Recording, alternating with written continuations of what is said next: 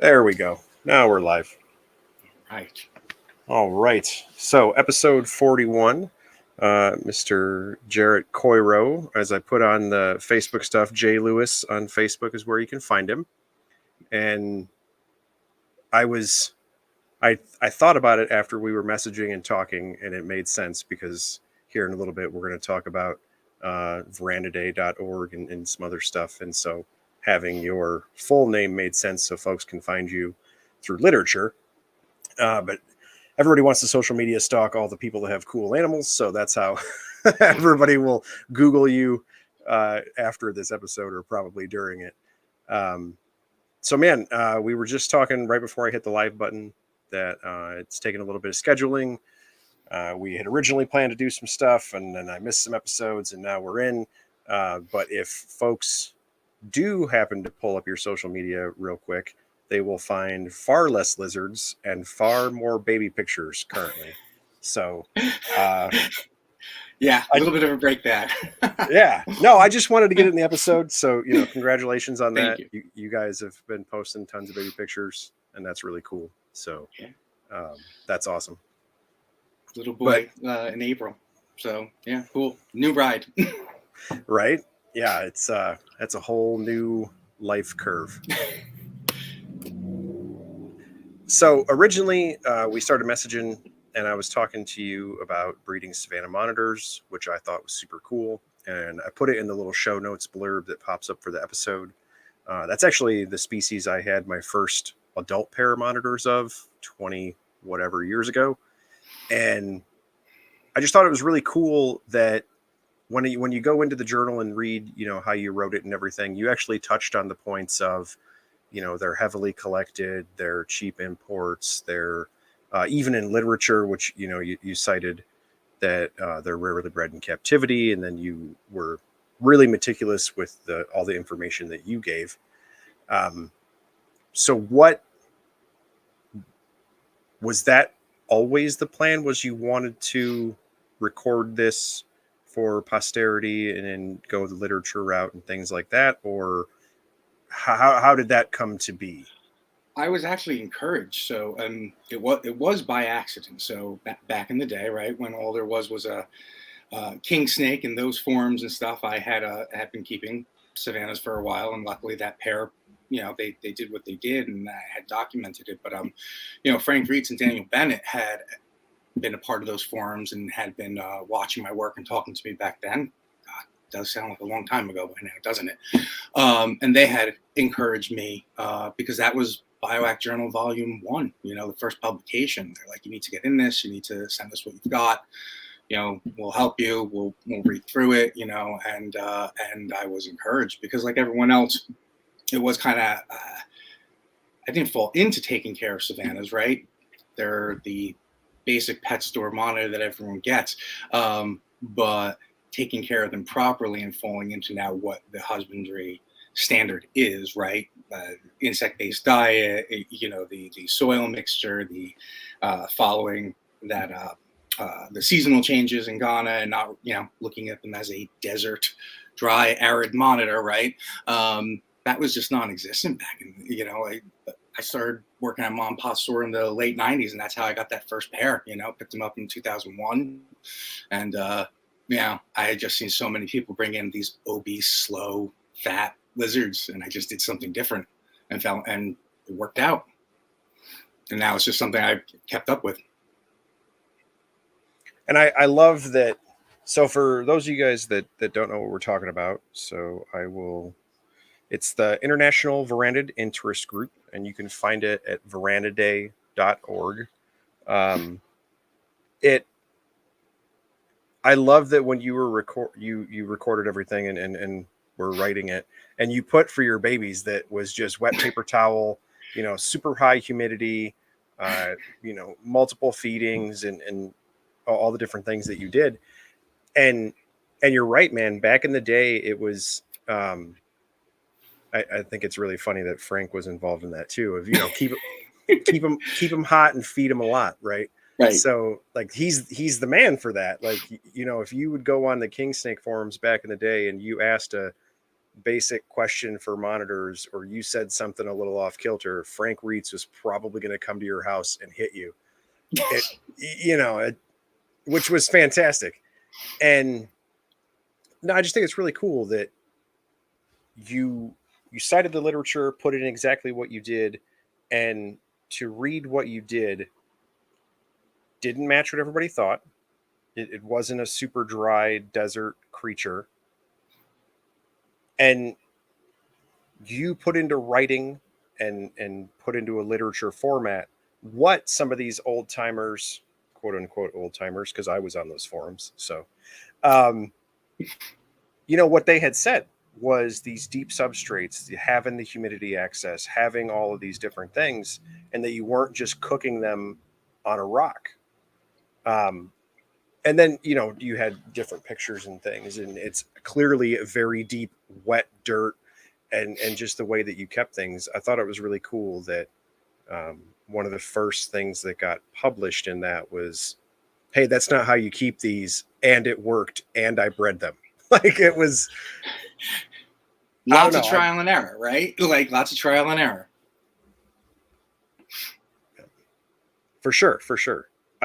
It's cool that, like, a lot of people kind of in herpetoculture, we make fun of the Facebook groups and stuff, and arguing and toxic comments or whatever, especially, I mean, it's really social media in general, but the reptile culture, that's an easy thing to make fun of. And then you get older dudes, well, in between older dudes like us, that we grew up with the internet, so we started in forums and knew how that worked, and then moved to Facebook and are well versed in these things. I'm reading that, and it's like, dude, you have no idea. Like, you'd go on the forums and people would, just flame each other. But the people, specifically the kingsnake.com monitor forum, that was such a wealth of information and a wealth of knowledge. And then to have those two people encourage you and ask you to do this, like, I don't know, to me on the outside, having not being the guy who bred the Savannah Monitors, like, I think that's the coolest thing ever. Like, that's such a big deal to me. Like, I don't know how to even verbalize that. Like, I don't want to sound bad when I say it, but, like, do you understand, like, that's such a big deal? Oh, yeah. Does it feel that way? Like, I don't it's know completely humbling. And no, absolutely. I hear where you're going. Listen, when I first saw, you remember how the forums were, you get like a private message and then you got like a message on the forum or whatever. And like, when I saw Daniel reaching out to me and Frank reaching out to me, and, like, we would have our side conversations, man, I think I can still log in, and, that thing saves everything. No, it's completely, it's humbling. It takes you off guard. I'm like, cool, we're just sharing knowledge. But what was great about it at the time was, yes, there were trolls, the early trolls, but for the most part, it was just a community sharing knowledge, man. Let's just keep these animals going. Who can do what first, right? It was like the beginning of, the ball pythons were just becoming hot. Kevin was just, well, my first, nerd lemon pastel. I won't say what I paid Kevin back in the day. But it was just the beginning of it. My shortcoming was, and I'll admit this too, is like, I don't look at myself as that guy. Like, I probably was not the first person to breed Savannah Monitors. Am I the first person that was documented and published and, was encouraged by these great people? Yeah. But then I dropped off the face of the earth, right? Like, I'm not Mike. Hey, Mike. And I'm not, John or Kevin. It was really hard to find homes for that many monitors, because that female in particular, and that's documented in there, she multi-clutch. I had 100 and something babies, 100 and something mouths to feed. And yeah, the numbers were crazy. Yeah. And she burned out a couple of years later, unfortunately. So again, like, lessons learned. Like, this is not an animal that survived, for 10 years, because of it. It was successful, but it was also finding adequate and proper homes for all those animals. And now we're talking, so sure, this was 2004, none of them by now I can't even track them anymore, and I've tried to, right? But it was just discouraging because at the time the interest wasn't there, right? So even though Right. I was interested, and it was like, I started out first job in a mom and pop store, love these animals, let's do it. It wasn't what this has become. So it's like, what's funny now too is like in the forums and stuff, I have people reach out to me all the time, not knowing, and this is because of my moniker, right? Not knowing that I wrote that article and stuff, oh, reach out to so and so, Rowan, Dean, the other guys. And it's like, what's really funny is we did talk back when my name was on Facebook, when I was using my name, LinkedIn.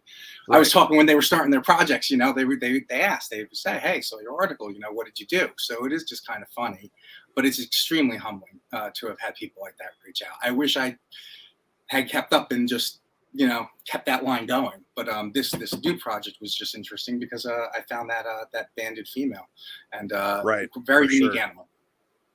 Very unique animal.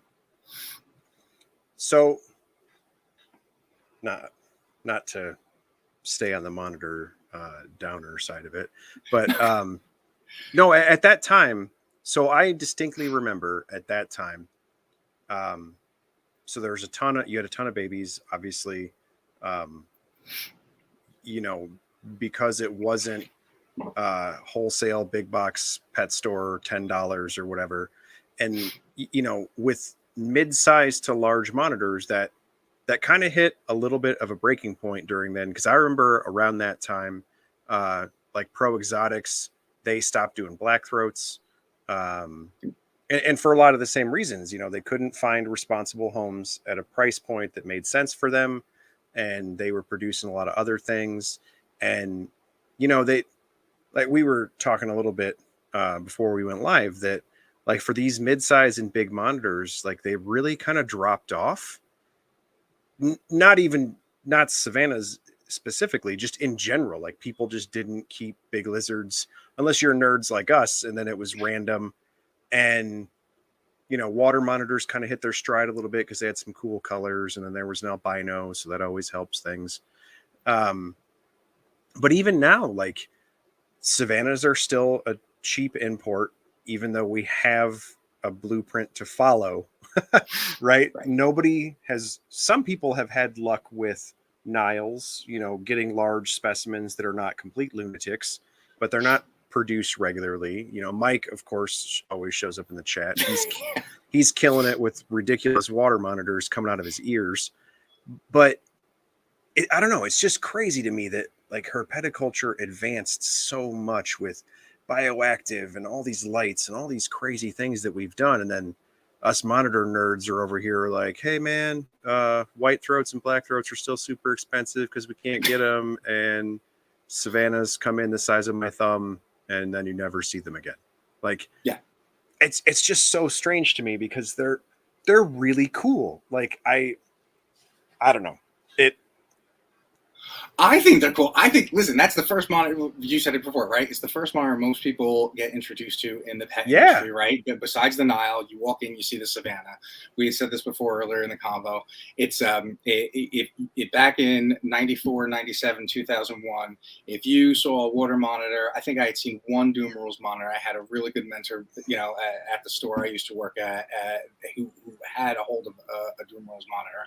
And it was like the coolest thing ever because it was just so different. But Savannahs, I always thought were like great. They were like gold and they had this great color, and I had seen some great stuff come in. But I mean, look at husbandry in general. I mean, think about Reptile Magazine back in 1994. I clearly remember a publication on feeding monitors, Triumph cat food. Like that was the staple. Yeah. Like that was okay. It was premium grade cat food, man. Yep. It was feed them Triumph turkey cat food and they will be fine. And it's like, no, like that's just absolutely wrong. And we were all poisoning and killing these animals. And it's like, no, they only live about 5 years. Yeah. Because we're totally killing them. Right. None of us know what we're doing. Yeah. The longevity thing for the vast majority of verandid species, that's always been crazy. Like, you do see like a lot of the guys that work with dwarfs, they always worry about multiple clutches and stuff. And they're trying to thread that needle of keeping the girl healthy and things like that. But like, man, these bigger lizards, it's just that's why even now it's 2022, right? Even now on Facebook, Instagram, whatever, it's so cool to see a big savanna, a big Nile, even big waters. Like I see bunches of people that have little waters, or people that produce waters, or produce a black throat clutch or a white throat clutch. And obviously they have adults, they're the people producing them. And then I never really see update pictures just floating out in the ether of social media of people that bought these babies and then raised a 3-footer and raised a 5-footer and raised these monsters. And that sucks, man. Like it, we have more people right now in herpeticulture producing crocodile monitors and lace monitors than we do Savannah monitors. And that is insane. Right. And we're friends with all those people doing that, and they're beautiful animals, and I love my Yeah, like they're fantastic, right? But no, if I could get one, I would have one. right. I'm super jealous. It's so weird to me that like mid-size Indo stuff, mid-size African stuff, like how did we go from bearded dragon to lace monitor, and then like nobody thought of doing anything in between except the dudes that do tegus? Like what? Right. What are you talking about? Like you could only have Ackies or a croc monitor? Like come on.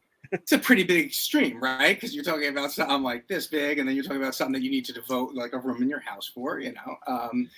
It's funny because we all have a responsibility. I think each keeper has to make that decision on why they're doing what they're doing, right? Are you doing it for, are you taking care of your collection by doing this and making sure they're taking care of itself and it's self-sustaining? Are you doing it to eventually retire on and have a career path change? Are you doing it for the animals and conservation? Or, are you doing it to make the quick buck? And unfortunately, the majority of the industry, and of course, we know a lot of good people, but there are a lot of bad people that get a hold of a lot of things, and it's easy to get a hold of a lot of things. And you go to a show, right? Anyone can go to a show, and as long as they have money, they can buy a lace monitor if they're willing to spend that kind of money. And you're right, but the thing is show me it a year from now. How are you taking care of it? And why would you do that though? Because you know that $10, $30 Savannah monitor at the White Plains show is never going to make it home. You pay $55 for it at Petco, might have a little bit longer of a chance. It might have been taken care of a little bit, but it's not going to make it a year, right? And no one's going to put that time and effort in because it's looked at as disposable. It looks at, hey, I can go buy another one when that happens, and that's kind of lousy. Which is why when I found this banded female and taking a chance on the pattern, right, and saying, hey, let me try this again. Let me do what I was doing before. If you have something that people want and are looking at that's appealing, right, then maybe you'll get the right kind of care and interest. But it rolls downhill, right? So like out of that clutch, I got just as many normal pattern as I did the banded, and I even got in between, right, where the bands and the spotted SLI were kind of like mixed. So, of everyone that's jumped on that and that I've worked with now that took a few, right, like now I'm keeping very close contact with them, and the goal is to make sure we are all kind of working together to see what we can do. Is that going to change the import industry on them? No. But can it give you a better quality or an option? Sure, and I think that's the goal, right? And a little bit more of an opportunity to have a better quality animal, and choices. For sure. No, and I agree with what you're saying. When you have a hook, right? Like, hey, you found banded ones, or you got buy-in from people who are a little bit more serious about it. They're not your. It's a little bit. It's like a difference between a pet keeper and a hobbyist. And I was just talking about this with some folks. like as you see a lot of pet tubers, quote unquote, or like pet keeper type folks. And I love those because those people usually have like one or two animals and they're absolutely insane. They build some closet for a bearded dragon and do all of this insanity, right? And and we kind of give those folks a hard time and beardy mom or whatever. But from a standpoint of producing an animal, I think that'd be super cool. Like if I produced a gecko and I had a person, buy one and put it in a 240-gallon aquarium that looked like a slice of the jungle, like awesome. Great. The the flip to that is the hobbyist end of it is where you need the buy-in of longevity, and I'm going to get 3 or 5 of these, or like 2.4, and stay in contact with you. Like, this isn't a competitive business thing. This is I got some of the half striped babies and you got a banded baby, and then when we produce we'll compare notes, and it's actually more of a hobby. It's a project in the sense of other hobbies, artistic hobbies, woodworking, and so on and so forth. Like, we're each building pieces of this thing. And I think that exists. It's always existed. Like, that's existed since the old dudes were trading king snakes at the Waffle House. But it social media has made that easier, right? To accomplish. But I think in her, like, people in her peticulture that are nerds like me, there's so many of the pet people that I think people get a little discouraged, and they start to think like, oh man, there's nobody else that is a nerd that is doing projects or whatever. And that's not true at all. There are just as many nerds. You just have to find them. But I definitely think you have the right idea there with, you have banding ones, you produced a clutch that showed different aspects of that, and you have shown people that there is, like, now there's a puzzle, right? So we have normals. Are they normals that are het for banding, or are het banded ones partially banded like you saw? And that's going to take successive breeding to figure out, and so on and so forth. So you're presenting the puzzle and the project to people that now, yes, Mike, we know that the perfect mid-size monitor is Mertens. Yes. But but no, people like Mike are a great example. That, like, people like Mike and yourself have pointed out, like, hey, you can do this. You can reproduce these animals that we didn't think people were going to reproduce, and it is a functional, viable project. Now you just need buy-in. Well, because all these pet folks have bought crazy LEDs and all these lights and all this insanity, now the rest of us nerds can take all their cool stuff and use it for these projects.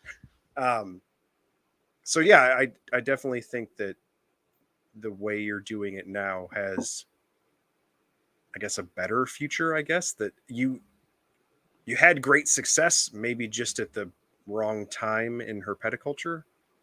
Maybe? Right, which I think everything, right, how many things are a mishap, creating medications has been a mishap. You find a certain drug but it was meant for something else or whatever. Like, that's how it happens. But I think the cool part too about Savannah monitors, I mean, they actually are cool. Like, we know so much more about monitors and their intelligence now, right? Like, and no one's going to argue that, Black Dragon, Waters, they are highly intelligent. You've got tree monitors solving puzzles, playing with dog toys, and going in and out for treats. Savannahs are just as intelligent. And they're built like a tank. Like, they got that great, cool, boxy head and those orange eyes. And then, when you get a good looking one and you've got all those pastel colors and that big gold body, how can you not be happy with it? It may seem cliche, and it's just like, it's a square. I've heard people call it the square gold lizard. It's like, yeah, but it's a pretty damn cool looking animal. Well, what I don't get is it's a square gold lizard. Yeah. Yeah. Like that. You don't think that's cool? Like, that's it. If you are a monitor nerd and like that, you can literally look at Indo-Australia African, and then most modern are just like big lizards, so we look at tegus. And you can just literally look at their heads and be like, oh yeah, white throat, black throat, Savannah, bulldog monitors. Like that's I know what that is. And then you look at everything else and you're like, oh, your little bird faces. It's just a tiny tristis bird face or a giant, lace bird face or whatever. It I don't understand trying to label that as a detractor. That's so weird. Right. It is. It's a little disheartening because it's like, all right, they're already considered disposable, but now you're also saying like they're a least cool monitor. I don't think there's any least cool monitor. I think they're all pretty cool. I don't care how messy they are. Now that we understand more of their intelligence, right? What's the big deal? It's not taming. It's trust building because they are Right. highly intelligent. Yes, Like for they sure. need to learn to trust you. They are just as sensitive as we are, as dogs are, as cats are. They cannot just be broken and tamed. They need to learn to trust you, and it's a relationship building process. For sure. And I think, like Mike was saying there in the chat, he said, I think folks nowadays are more willing to listen to the value of captive bred over wild caught. Keep up the good work, which I absolutely agree with. But I worry that folks. So if you are listening to me read that comment or you're seeing that comment happen, value when you talk about a comment like that is not necessarily money, in my opinion.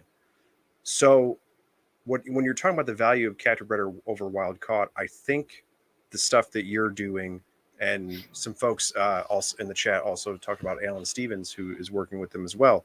I think what you're talking about now is where you are going to succeed in the herpeticulture side of things, expressing value, because you could show, like I saw a couple of the pictures that you had posted of babies, maybe 3 times the size of babies, looked like a really big leopard gecko sitting across like 3 of your fingers. Yeah.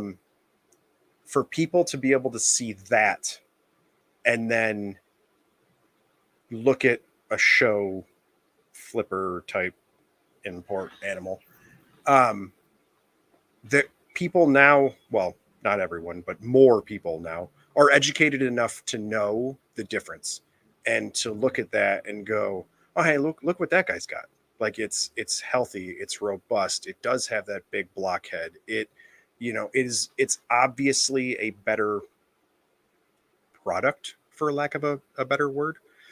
And I think people now are better able to value that, just in general in herpeticulture, because they've been shown, you know, all these kind of crappy Indo imports, right? And then you see a captive bred water monitor that's just chilling on somebody, because places like Nerd and all these other places are so good at their social media and showing all these people their successes, that I think that will help someone like yourself in the idea of buy-in for the project, for, hey, this is a viable, cool thing, and these are robust, healthy animals that can give you that same experience that you think you want in a pet, whereas the import wild caught thing obviously won't give you that.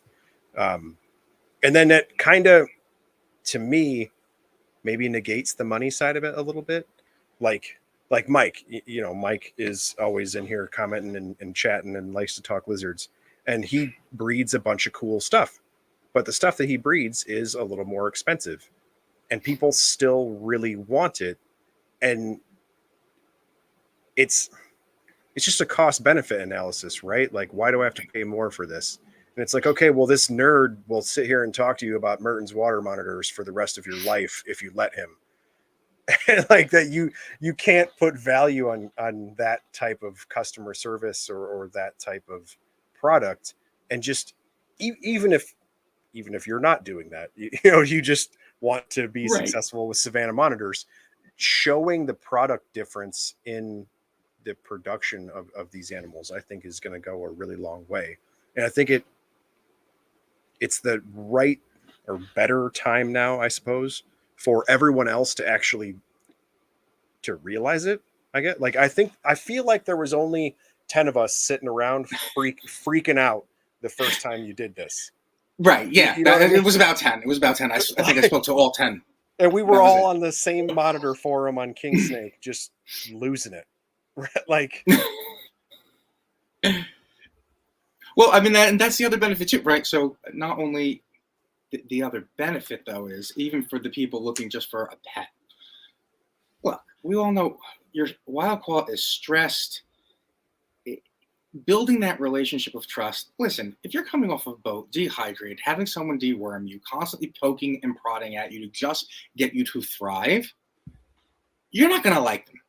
Like, it's gonna take a lot of work, sure. But when you kind of come out and your life is easy and it's not that bad and you're not that stressed, it's easier to adopt that relationship too. So even if you're talking about someone that's not looking to breed and they just want that pretty decent tempered animal, it's just so much easier to do that with a captive bred animal, whatever the species is, right? It's just For sure. easier. Well, and I think the benefit now in the way things are going now is so like wild caught cheap stuff at shows, right? Mhm. Is typically going to go to nerds like me that think that we can give it a go, and sometimes we're successful and sometimes we're not, or it's going to go to first pet type of people that don't really know much about herpeticulture or don't really know much about it, and so they're not totally sure about investing this money, and enclosure expensive and equipment is expensive, and a lot of times the price of the animal can then dictate that for some of these folks, which I understand because those people are not educated on this particular hobby. When you get into the captive bred side of things, and when you get into especially monitors, I feel like now so many people are going for singular pets. It's typically adults, not a kid's first pet, because it's a little more expensive. And those people are usually a little more educated because of things like forums and Facebook groups and nerd podcasts like this, and stuff like that. And usually have a little bit more of their own money. They're not asking mom and dad for an enclosure type of thing. And so they're just better able. It's just better all around. Like, I am a grown up with my own money in my own house, so I can give this thing the best chance it's going to have. And also, I can afford to buy, an Aki or a whatever, as opposed to a $10 Chinese water dragon at the show. You know what I mean? It, I don't know. This all sounds corny, but like I genuinely think like it's one of those stars aligning thing. Like, you were super successful when it was only 10 nerds that cared, and now are again successful. And I think way more people care and can both benefit from your work and help you in your work now.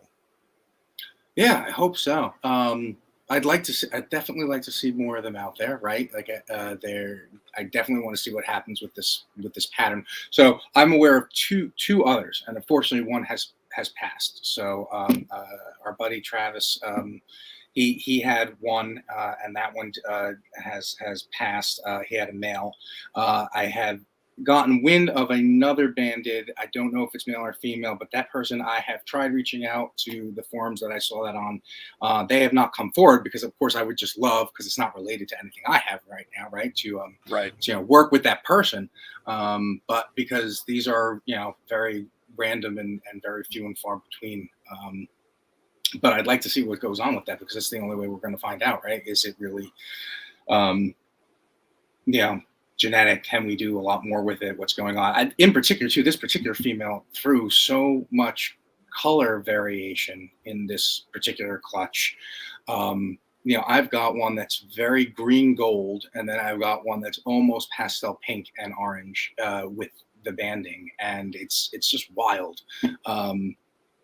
And she was a random pickup from a mom and pop store. I just walked in and I was like, oh, that's worthwhile grabbing. You know, I wish I could say I got it from someone, you know, but I didn't. It was just a random uh, acquiring, and it set me back off. I'm like, all right, you know, you're worthwhile keeping alive, and you know, I should try this again. And luckily, you know, it was a repeatable process. Dude, I hope in like 10 years people talk about you as one of those dinker ball python guys, and they're like, yeah, that's the dude that found the ball python with the dot on its face and now he has a yacht or whatever. Like, I really do. um because that's kind of how herpetoculture has gone, right? Like, you saw something, you thought it was cool, you took a shot on it, you put a bunch of work into it, and now it's starting to pay off. Like, I think that's awesome. Yeah, it is. It is cool. And you know what? I mean, I've held back now, so I kept 5 for myself, right? To put back into this project, and I'm really, you know, I'm really excited, and they're growing really well, and they're very, very well socialized. I got to say, they are very good animals. I'm going to run out of room considering I'm in the Northeast. Like, again, how many monitor breeders are in the Northeast? But, That you know, that actually was one of my questions is, so of course the problem with building projects is um Mendelian genetics, right? You know, you need holdbacks, you need pairings, you need, you know, all these different things, and you aren't trying to do it with leopard geckos. You're trying to do it with good sized lizards. So how are you dealing with the space and enclosure issue? What are you utilizing for your collection? so right now, I mean, you know, the adults are, you know, they're in their, oh, sorry, just had a gnat fly by. They're in their 8x6x4. I'm keeping each individual baby right now in their own 20 long setup, and they're Oh, only, cool.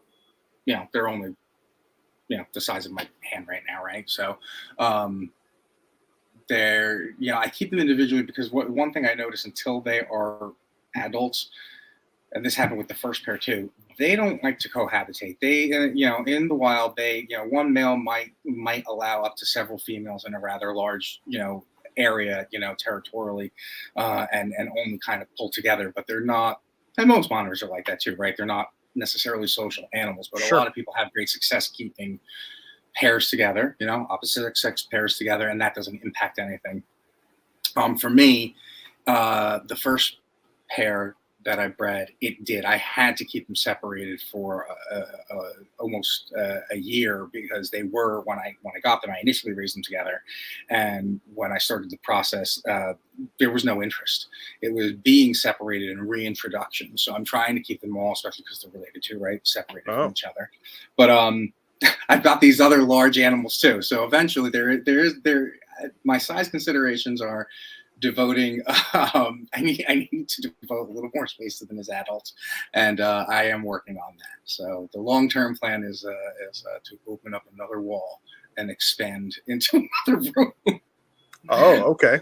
Wow, because you're just going to need that floor space, right? Like keeping several Savannah monitors is going to require a lot of floor space. For sure.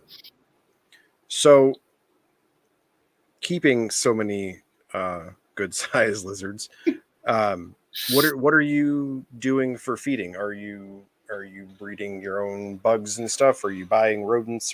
How are you accomplishing that? Yeah, no. So I'm buying rodents frozen. You know, I do breed my own dubia, and Okay. I'm breeding crickets. And of course, for the Ooh, savannas, that's the best way to go, right? So I'm doing both. that's hardcore. Um, it is hardcore, and you know what? They eat every single day. Like everyone asks all the time, like how often do the savannas eat? Baby savanna monitors will eat every single day. They will overeat if Oh, you let them. Like they absolutely will forage, and they are always looking. You know, they get their little treats, you know, like their little quail eggs. Luckily, you can go to the store, grab those if you got a good local store around, you know, as a treat. Um, and then I got a good guy that'll that I get shelled snails from and stuff here at a local pond place. But oh, yeah, cool. yeah. So I try and keep up on that with them. And they're growing well. It's the waters and the lace monitors that kill me, man. Like those tanks just, yeah, crazy amount of rodents, a couple of freezers, but I'm not, not as big as an operation as I'd like to be. But yeah, lots of frozen rodents in the freezer. For sure. So with going so heavy on the insects with the babies, are you using supplementation, or what do I you do prefer to supplement. do? I do supplement. I know the debates out there on that. I don't heavily supplement. I like to supplement every couple of weeks as babies. Um, Light dusting, nothing crazy. And I do like to use, because I'm here in the Northeast and stuff, I do use UVA, UVB lighting on them, just because also too my facility is here in the house in the basement, so they don't get a lot of natural light. The supplementation is fine, but I noticed early on with the first set, they can get rubbery very quickly. They do. They're growing so quickly, they can Mm-hmm. get rubbery very quickly. Unlike iguanas and other animals, they can come back very quickly as well with minimal supplementation. But now it's just like gospel for me. So Right. every 10 feeding, they get a dusting and that's it, and they seem to just be growing fine. Now, of the few that have gone to places like California, Arizona, and Florida, I will say this: there's definitely something to that tropical sun, because their siblings are maybe twice their size Oh, of course. already, and that's just wild to me. So yeah, Yeah, there's some parts you just can't compete with. no. That's So and everyone's asking too, like when will when are more coming and stuff, and I'm like, I can only move as fast as they're growing, and they're growing fast for me, right? Like they're growing as fast as they're going to yeah, grow of here. course. Of course. So, are you using the UVA, UVB lighting on adults and babies, or just adults, or how are you? No, I do just on the babies. No, the adults they don't. No, I mean they've got lighting, but it's not full spectrum, not all Okay, the time. Yeah, cool. What are I you get them out in the summer anyway. what are you using for UV lights for the babies? What am I using for the UV lights for the babies? The simple Exoterra halogen bulbs. Cool. Yeah, I got to keep the electric bill low here, so I get that it's for already sure. enough with the heat. So Yeah, and everything's on a timer, so I try and keep everything 12 hours on, 12 hours off. Oh, nice. And when so when you originally wrote the paper on the first breeding, you were doing wet paper towels for babies, keeping things super humid. Now that they're a little bigger in their own, separate enclosures, what are you doing now? So I'm using my, like, once they hit this size, palm size and stuff, I am using like my soil mix, which was in there. So I'm doing like a part Okay. sandy loam, a little bit of core, a little bit of real fine shredded cypress and stuff. But big enough that they can't swallow. But they've been on newsprint or paper towels, since they came out up until that size. Okay. Very cool. And now are you seeing a lot of the same behavior? Like, are they big time diggers and stuff like the adults are, or? Oh yeah, no, yeah, absolutely. Like as soon as you take them off the paper and stuff, and you give them a good, couple of inches and stuff, they burrow. I mean, that's why that casting, the mix, getting that mix right, so it holds well. Everyone asks this, and it doesn't kind of comes out in the pictures in the article, but like the way that it feels, it should kind of like dry out at the top, right? Like the way that it should hold moisture is that it should kind of like dry out and be cracky, because you think about Ghana and like the grasslands, right? Sure. But the lower you go, the more humid it is and the more casting it gets, right? And you can see that they like to dig and burrow and sit, and they will go and hide in there, and they love it. And they will dig. It's really cool though. They will dig these multiple tunnels. There's always like an in entrance, an out entrance, and a backup entrance just in case something blocks it. So they're always very aware of how much space they've got to dig those tunnels. So Very cool. yeah. So, what are the things that Mike and some of the other guys talk about is they actually use a heat element in their substrate or on the outside of their substrate in some manner. Is that anything you've ever experimented with, or is the heat just overhead lights? Or I do a combination. It's heating's overhead lighting, right? And I do, like, for me, and right now with the babies in a 20 gallon, it's just a under tank fiberglass heat oh, pad, okay, right? Keeping that so it's not, doesn't get too cold, stays. But down at the bottom of it, I've temped them. It's gone in the deepest part of the adult's cage. The corners will on the cool side will go down to about 86. I've temped that, and then like where the mat is much warmer, upper 90s and stuff, okay, which is good on the gradient. And it gets even warmer as some of them, they build their tunnels as they go up underneath the lamp and stuff, and so the top surface will be that 120, 140 basking spot, okay, and you'll just see them at the top there. okay. Very cool. The benefit So, of not having a climbing monitor, right? Like you can do mostly substrate, and they can kind of go right up and get real close to things. That's the nice part. no, it's cool that even just providing a major substrate layer, like you're seeing temperature regulation and gradients just in burrow construction. Like that's really impressive. Yeah, and I sometimes do wonder if it's just because also too, like I said, and here it's, my stuff is in the basement of the house and stuff. I do wonder if that has anything to do with it. I've never had anything kind of like on a second floor or like in an outside room of the house or whatever. But for me, it works. Very cool. So you mentioned it a little bit, but these are not the only lizards you're keeping. Oh gosh, yeah, no. So what else is in the collection? Oh gosh, so I've got the two Bell's Lace monitors. I've got Paradorianus. I've got the waters. God, I have the waters. Everyone's got waters. God. I've got two Rudies. I've got a pair of Dumerals, and that's it. That's where I'm at the moment. Pairs of everything. Luckily, I'm very good at pairing things. So I'm just waiting for everyone to kind of get to size. I kind of started everything again only a few years ago, right? Like, so these guys are Sure. everyone's only about 4 years old now. Okay. So you just like brown monitor, like Rudy's, Dumarils, Savannah? Like you just hate color? Is that what it is? No. Like I love color. You're like the anti-chameleon or what? No. I love color. I'm just fascinated with those. Those. I told myself when I went back into it, right? Like, so I hadn't had anything for a few years. Took a nice, gap period, right? And I told myself, the monitors I wanted when I was a kid at working at the store, I was going to get all those. And top of the list was, you need your roughnecks, you needed the water, the lace is just, net new.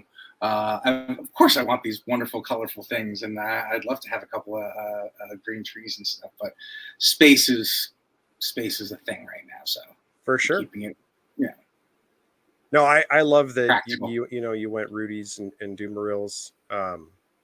I've always enjoyed those, and I don't know. I've always thought it was strange. The Dumarils that I had with tail probably 40 inches, maybe close to 4 foot with tail. Dude, Arboreal, the Digger, Swim, ate everything you could ever think of. They're fantastic. Like they literally will climb a tree, jump off it into a ditch full of muddy water, dig a tunnel, and then eat shrimp out of your hand. Like they're just such a ridiculous animal. I always hear people talk. I kind of like the Savannahs, like you were saying earlier, right? Like, oh, it's a square-headed gold lizard. Like people always are like, oh, that's the brown tree monitor or whatever. And it's like, dude, there's so much to the roughneck monitors, man. They're so cool. Plus, I mean, come on. I know, you can't get over that Halloween-looking color, baby. Anyone that's been able to breed them, you see all those that wonderful color. It sucks that it fades, but I mean, that's kind of worth it. But I mean, again, size constraints and Northeast. Look at everything I've got except for the waters. I mean, I keep mid-sized monitors. You know, there's For no, sure, you know, for I'm not, sure. I don't keep, I don't keep Ackies. I'm not going to have 5 or 6 of them, like, six foot cage. But I've only got 2 large type of animals, and everything else is kind of like under 60 inches, like way under, even Right. 40 inches. It's just a practicality. Yeah.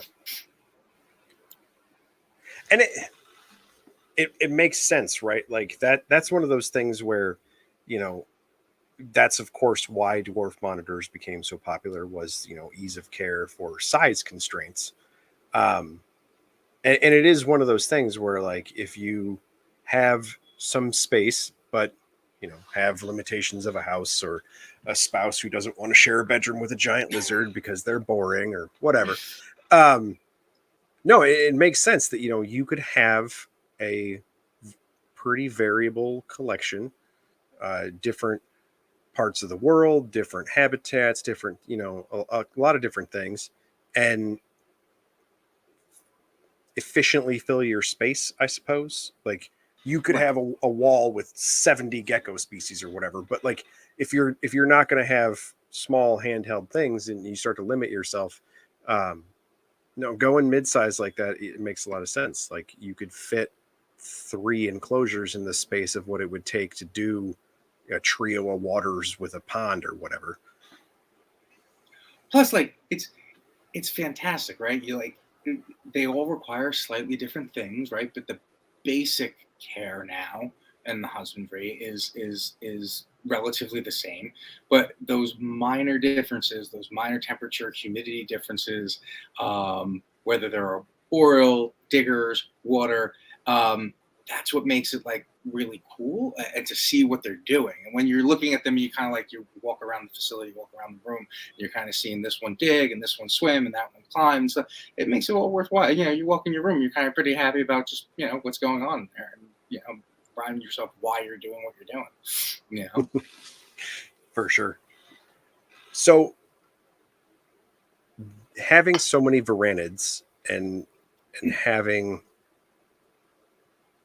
I don't know, you kind of talked about it earlier, like you have a solid understanding of the trust development. It's not breaking a bucking horse and taming and that kind of thing. It's actually a developmental interaction when it comes to varanids, most varanids.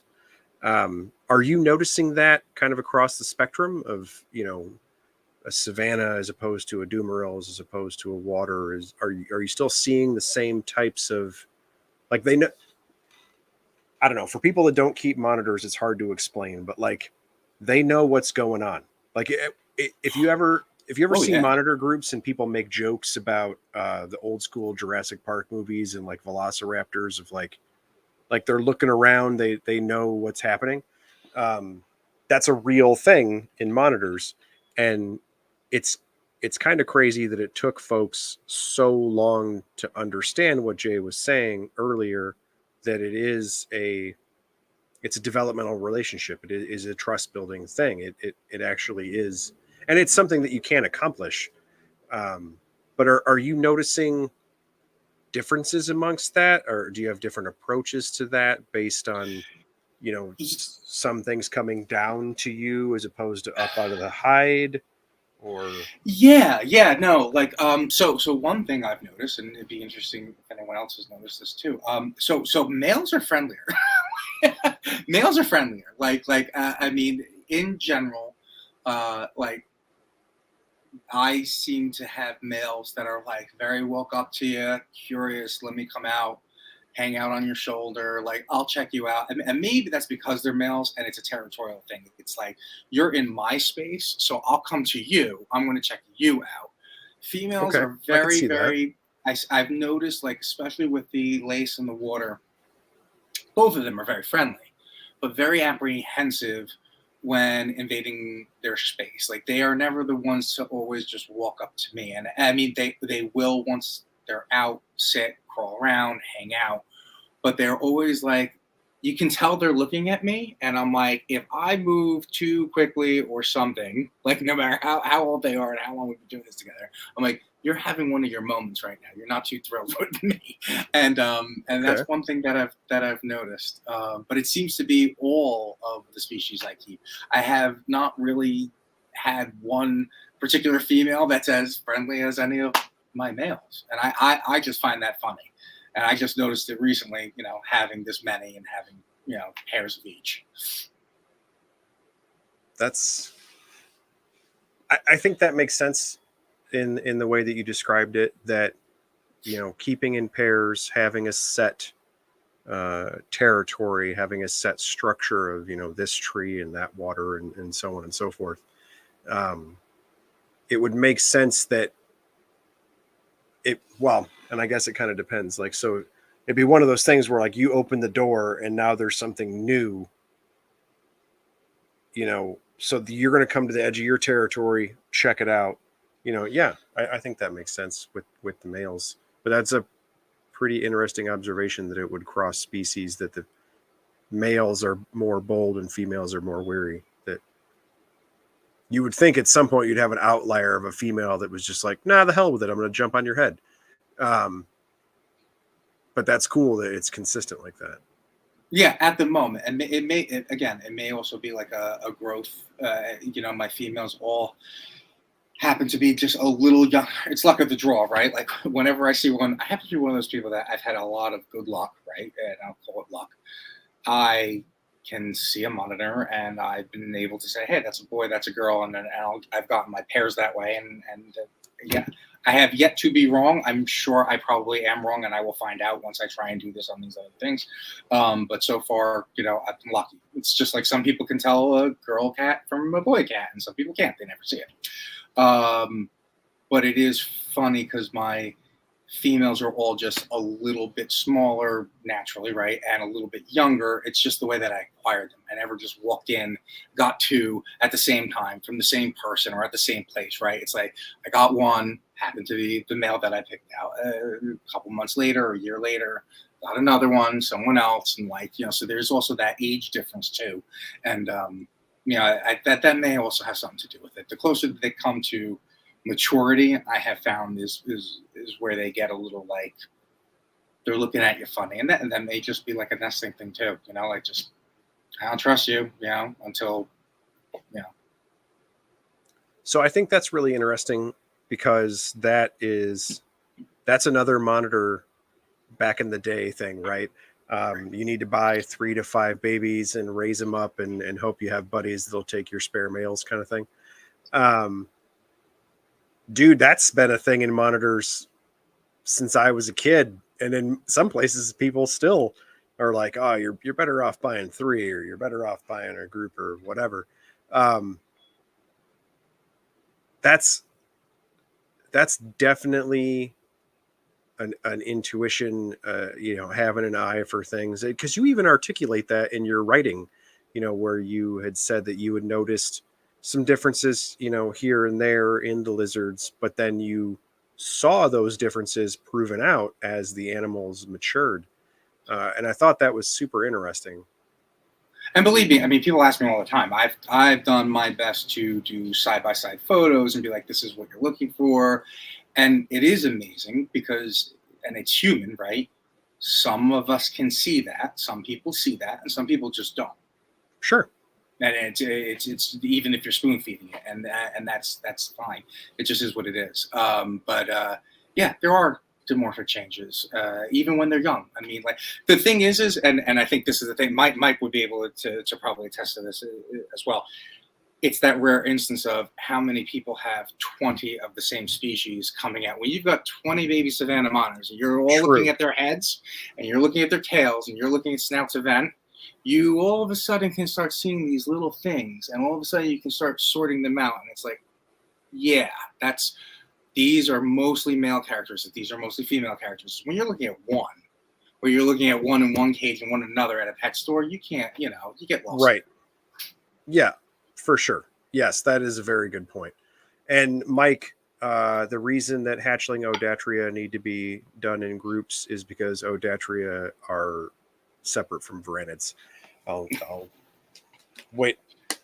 I'm telling you, I that that is a contested thing in some literature, and there are nerds hanging out in Australia. I'm telling you, they're a different thing. They're just Odatria are so weird when compared to other Varanids. But yes, but Mike in the chat there, you are correct. A lot of those little weird ones, but that does make sense though when you think about it, because we see that play out in other groupings of lizards. In that, a lot of these little things, everybody comes out the same. Mom has a bunch of babies. We all just scatter to the four winds, and we're too little to do anything with our fun parts anyway, so it doesn't matter. Here in a year or two, when we mature, then we'll worry about it, right? Whereas it's a little weird because you ended up having quite large clutch sizes, but usually when you get into these bigger things, it's one of those deals where everybody comes out a little bit bigger. They're all going to be bird food and cat food pretty quick, so you're not going to have very many that are even going to make it. And the ones that are due get big fast and got to do the business. And it seems to be kind of borne out that way. Iguanids, tegus, all these different things. It becomes pretty evident pretty quickly who's got bulgy parts and who doesn't have bulgy parts. As opposed to these little guys where, it's 2 years later and you're looking at the table and the guy with the gecko's like, I don't know, man, 50-50. Like that's the shot. Yeah. One or the other. Yeah. And Mike was saying, he's in agreement when you're able to look at large groups of babies and large groups of juveniles and stuff, of course it's going to train your eye after a while. And that's the next exciting project. The Doriana should be ready soon. I'm really hopeful. Really cool to do that. And they're my two Dorianas. I think you've seen and commented on pictures on my Instagram, but they're friendly and they're actually pretty cool. So I'm excited about that particular project. That is one of that's. I don't know how to explain that to if you're not a monitor person. So what Jay is talking about, he's kind of the Savannah Monitor guy, and people know that or people don't or whatever. But to monitor nerds, that's a really big deal. If you end up doing it with Savannahs and Dorianas, I think you should get a statue somewhere. I will invest in a larger place just for them, and I will make sure that I do it. Yes, I will be sure. Because that's crazy. And the fact that you're having, a positive experience interacting with them, I think that in and of itself is a serious accomplishment. People don't credit that enough. With these mid-size Indo tree hider species that have the opportunity to hide in a tree, jump off it into the water, dig into they are a multi-tool escape artist that doesn't want to be around the big scary monkey. For you to be able to have positive interactions with species like that is a serious accomplishment, I think. I will not lie. The Dories, there are multiple locks on their unit because they are very, very good, and they got those claws. Those fingers are good for opening sliders, latches. If they can pop it up, Savannahs, they've got very, very, very straight little fingers. If you look at them, they're very, very straight, good for digging, and that's it. But the Dories, man, they are raptors. They will just pick something up if they could. And they watch. They do watch. They watch you when you go in and out. They're learning exactly how things open. And the Savannahs, although they are highly intelligent, I don't think they care. That's the problem. True. They don't climb. True. They don't care. They're like, whatever. I'll go under the ground. You can open what you want. Yeah, well, and there is something to that, right? Like that particular animal has evolved to be a bulldog And if having a big old head and big old claws doesn't work, I will get myself into the dirt. Like there are limited options when you are out in a million-acre grassland. Like you can either fight it out or you can get in a hole. Um, when you start talking about a lot of these Indo species, they're just little Houdinis. Um, and Dorianus are nuts. I absolutely love those animals. So I hope you have incredible success with those. I will let you know. Thanks, Mike. You're saying Yeah, man. We're just going to start calling Savannah's dirt Mertens. Don't worry about it. It's fine. Dirt Mertens, I love it. Yeah, we're going to make them popular. You're going to have your little ocelli on your scaled otters. This is a dirt otter. That's the one last thing I will say. Besides white throats, right? They are built like a tank, man. Like even water's got that nice supple skin. Savannah's got that big bony plating. Like oh yeah, cobra teeth won't go through it. That leather it's tight and it's impenetrable, and they are built like a tank. And that head is hard. Yeah, I mean, they know they're what they're purpose-built creature. Yeah. So lots of respect. People need to have more respect for the Xanthomachus. Well, and I don't know how I would accomplish it, but it would be cool. Like, I don't think it'd be really that hard to display in the way that I do, but like the educational stuff that I do, like if you take everybody has probably better understanding of sulcata tortoises because those are much more readily seen in herpetoculture as closer to adult size. But if you think of that tortoise and how it's built and where it lives and the scalation and the digging and just that structure, an adult Savannah monitor is the lizard version of that. Tight, right, hard, heavy scalation. Like it's a bulldozer with eyeballs. And that was the thing I loved about, years and years ago when I had my pair. Is you're talking about a 3-foot lizard and it literally like cartoon gopher just flinging dirt, man.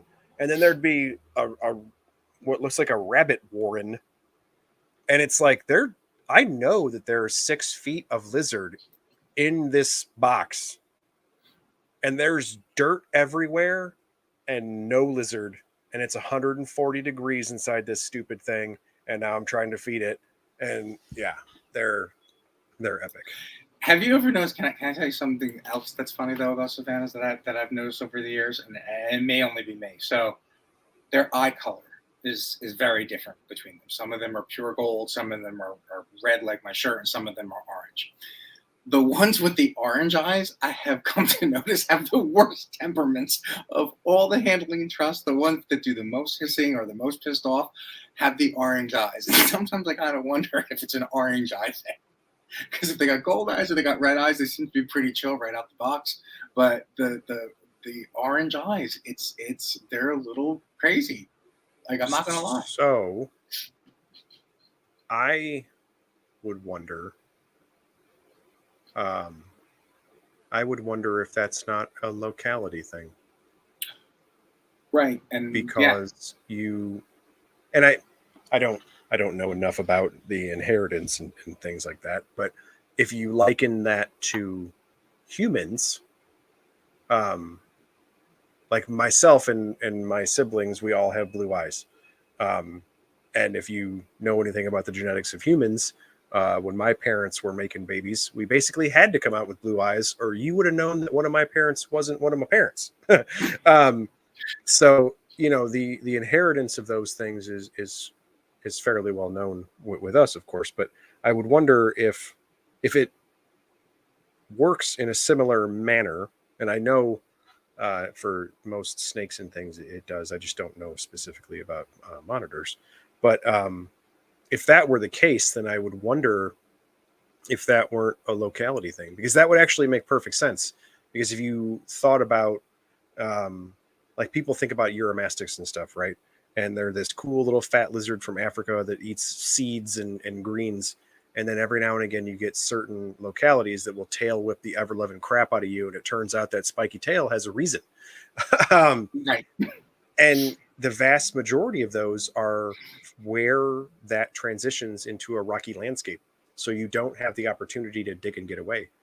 And I would wonder if, as that literal savanna, obviously from the name, the 1,000,000-acre stretch across Africa grassland, that obviously has habitat transitions, and most savanna species, I mean, even in the sulcatas and stuff we were talking about before, depending on where you're from, sulcatas are different and larger and smaller and so on and so forth. I would think that would play out with Savannah monitors in the same way. That'd be a really cool thing to dig into. Again, the issue being you'd need, an import crate of them to really know where. Right, and there's the issue with the import industry, like and the pet industry. We can't go back and track, because what I have come to notice, and Daniel used to agree with me on this, was the gold versus the gray brown is a locale variation between the northern and southern split. Right, the more tropical to the more grassland area within Ghana. So it is kind of funny that lighter color seems to be a locale versus the darker. But it's quite literally a transition to, like, people. It's an American centric point of view, but we're not the only place in the world with amber waves of grain. Right. It's quite literally a transition to golden grass in huge swaths of Africa coming out of the forest.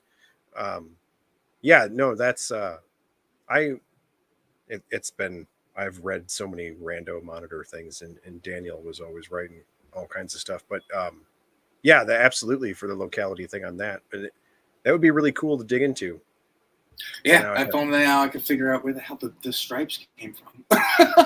It is so unique, like it is. It's just like I wish someone said, "Hey, got that from this importer, and it's that locale," like it would just be interesting to know. So that is one of those. Well, I also do wonder, and again, I wish I knew more about that process, but I know savannas are utilized in the skin industry over there, and that's pluses and minuses, right? That has benefited us in Indonesia, in that part of the world, in some ways, because when you get captive hatch or farm raised animals, however folks feel about those practices, it gives us the ability to know more about them. We have these folks who, we went and collected all these green tree pythons or whatever. And so these are all the ones that came out with blue or what have you. And because there's a dude on a farm with a whole bucket full of rats feeding these snakes. So like you can literally call the guy. And crocodilians and all sorts of things where you can literally talk to the person and be like, oh, that's how I found a piebald alligator. Because the same way for ball pythons, like we just bred so many of them that all the weird ones showed up. Like that's what happened. I do wonder if, as you have noticed these things, and that's happened in social media a couple of times. Like you've seen weirdo pastel savannas come in and just crazy colors on them and lots of different things. And I do wonder if maybe that isn't a product of the skin trade, either on purpose because people in the skin trade were trying to find nicer things, or just, spontaneous through having all those babies. But we have way more questions than answers in this episode, but that's which is a good thing. That's what makes it fun, right? That's what makes this project like more interesting, and we keep doing it. And I kind of, to go back how I was saying before, of it being a like a fortuitous time for you to have a second round of success.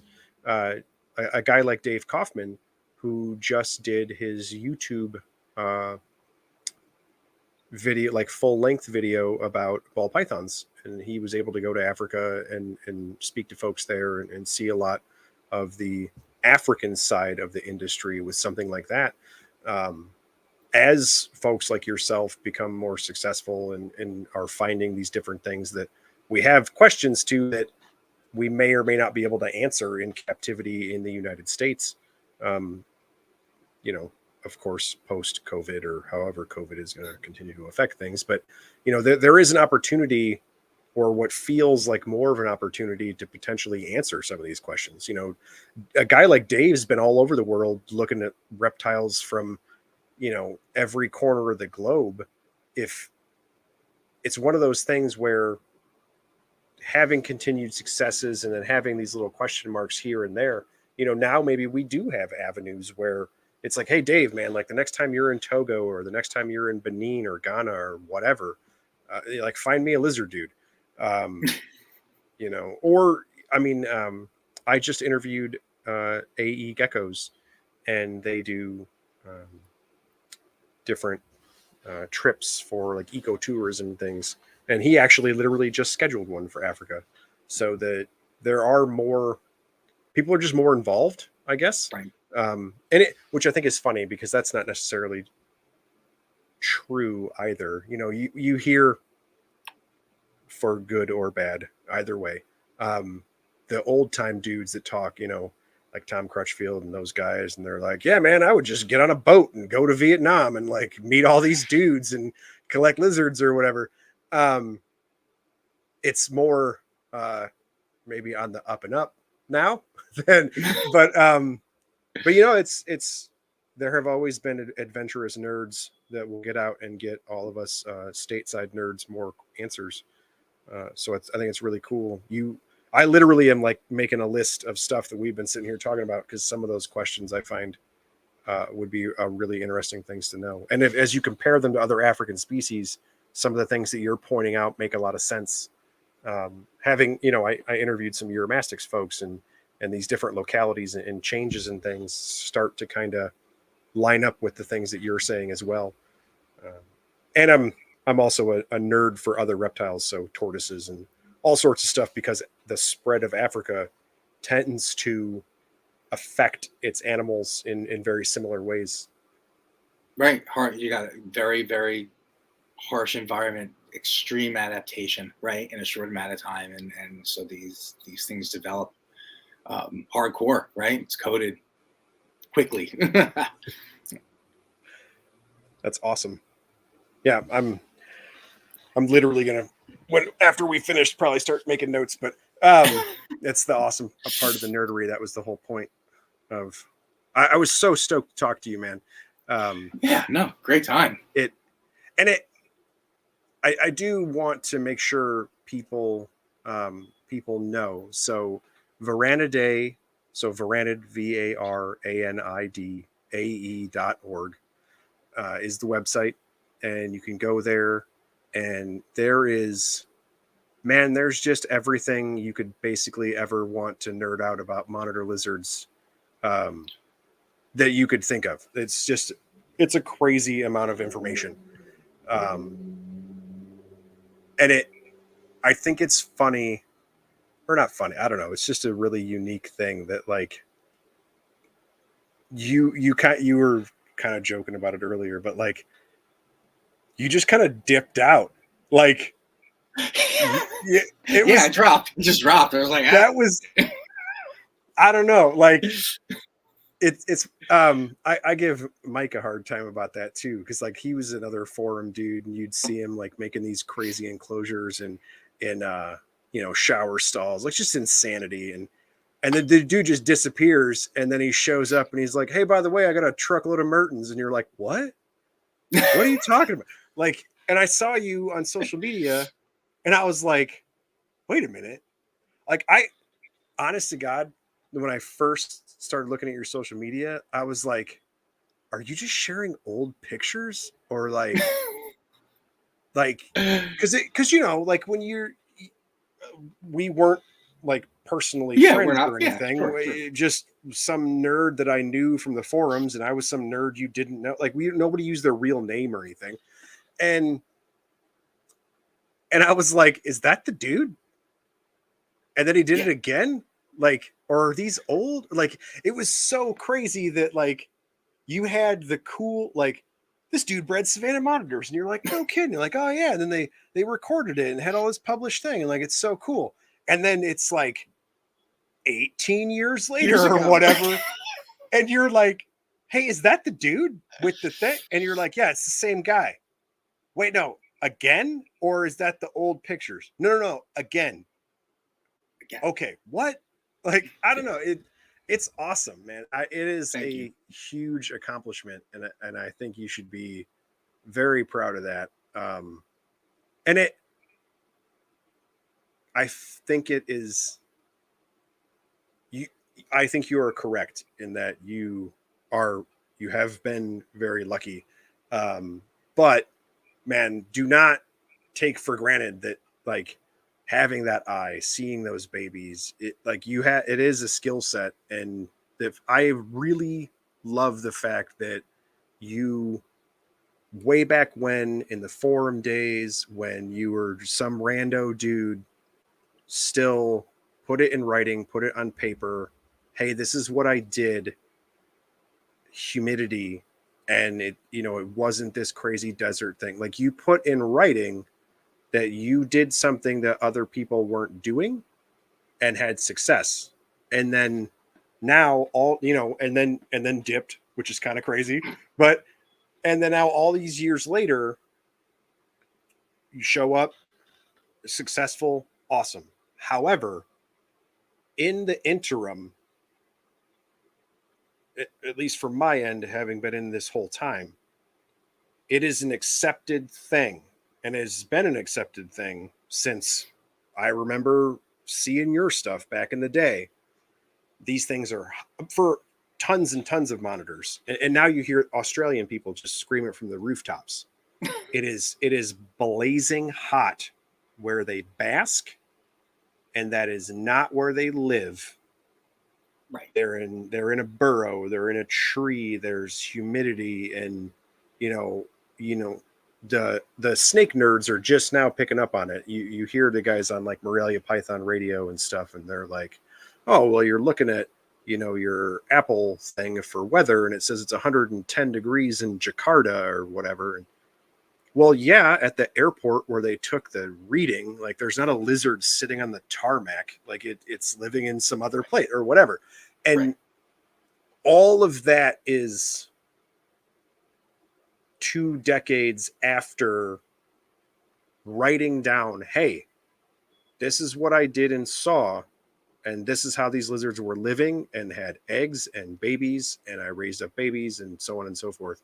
And that's just such a huge thing, man, that you cataloged it, put it all out there for the world to see, and then to see the trickle down effect of that idea. I think that's awesome.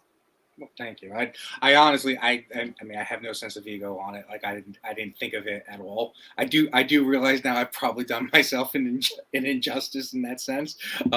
But I do get a kick out of it because I guess all the younger keepers and stuff too. Sometimes, the things that you hear, it's just kind of funny. I'm like, yeah, no, I'm fully aware. I know exactly how you're supposed to be doing that. When they're like, oh yeah, do this one and that one? And I'm like, yep, I do, yeah.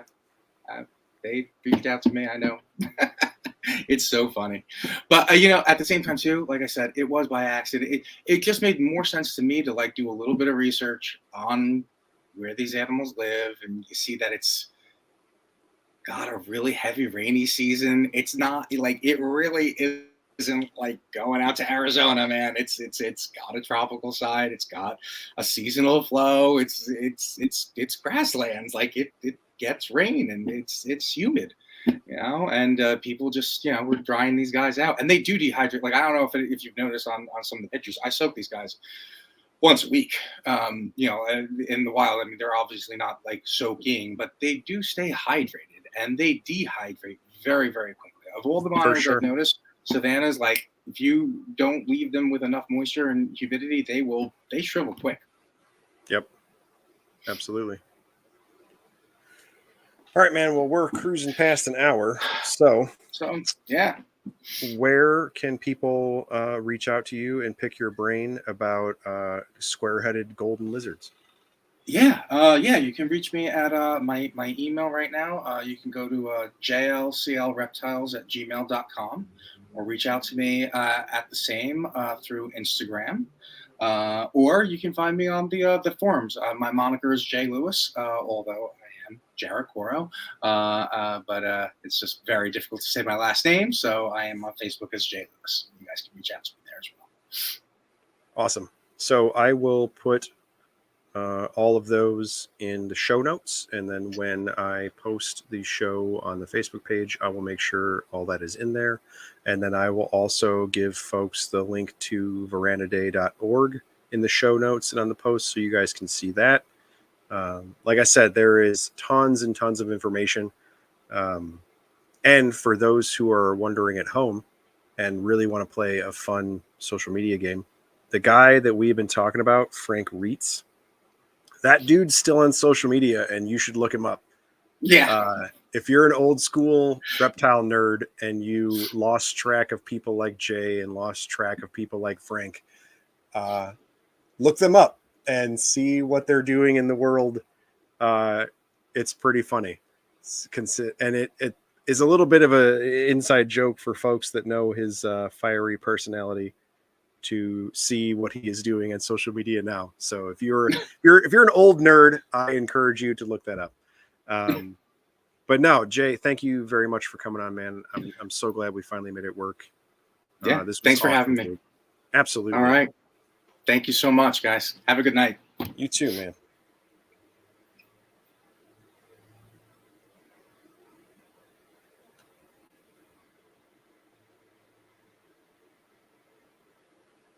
All right. That was episode 41. That was awesome. Like I said, when I told Jay, and I meant it, I'm so glad that he came on.